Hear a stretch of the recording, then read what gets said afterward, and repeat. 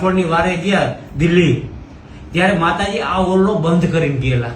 બરોબર. અને કીધેલું કે આ 3.5 દિવસ રૂમ કોઈ ખોલતા નહીં. 3.5. હા, મારી મેળા હું ખોલી નાખીશ એમ કરીને માતાજીએ રૂમ બંધ કરી દીધેલો. ત્યારે માતાજીના બાપુજી એટલે કે ઉદાચારણ બાપુ, એમના માજી અને એમનો પરિવાર આ બધા અહીંયા રણાક હતું ત્યારે બધાને કીધેલું કે આ ઓરડો ખોલતા નહીં.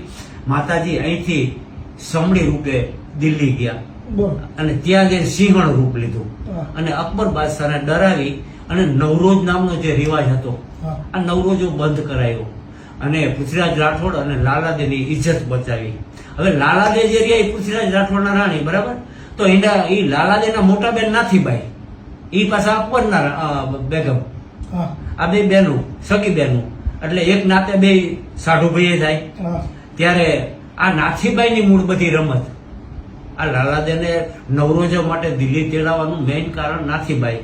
ત્યારે માતાજી જયારે સિંહણ રૂપ લીધું અને અકબર બાદશાહને પલંગેથી પછાડી અને નવરોજો બંધ કરાયો, ત્યારથી માતાજી વળતા પાટલી પાસે ઝીંઝુવાડા, ત્યાં પાનાચંદ વાણિયાના ગાડામાં બેસી અને ઝીંઝુવાડા ગયા પાટડીથી. અહીંયા વિશ્રાંતિ સ્થળ તરીકે સ્થપાણું.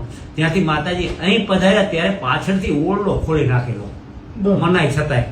ત્યારે માતાજીએ કીધું કે મારી આજ્ઞાનું ઉલ્લંઘન કર્યું છે, મેં ના પાડીથી મારો ઓરડો ખોલતા નહીં, છતાંય તમે ખોલ્યો છે. ત્યારે એક બીજી દ્રષ્ટિથી જોઈ તો માતાજીનો ઓરડો તો ખુલી ગયો, પણ હારે માતાજીનો ભેદય ખુલી ગયો કે અત્યાર સુધી આપણે ઉદાચારણ બાપુના દીકરી રાજબાઈ ગઈ, આ તો માં ભેળિયા વાળી છે. આ એક વસ્તુ માણસોને જાણ થઈ ગઈ. ત્યારે માતાજી એટલું જ કીધેલું કે હવે હું તમને બીજું તો કાંઈ નથી કહેતી, પણ તમે રાજસ્થાન વયા જાઓ. એટલે માતાજી ગઢવી ચારણમાં વાચા કુળમાં જન્મ લીધો, એમની સરનેમ વાચા, અને પછી એના કહેવાથી બધા રાજસ્થાન ગયા.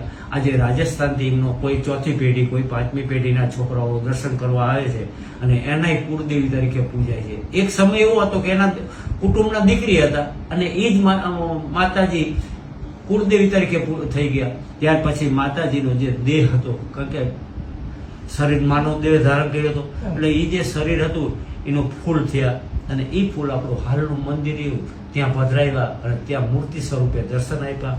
અહીંમાં ગોખમાં સમાઈ ગયા આ ત્રિશુળ રોપણો.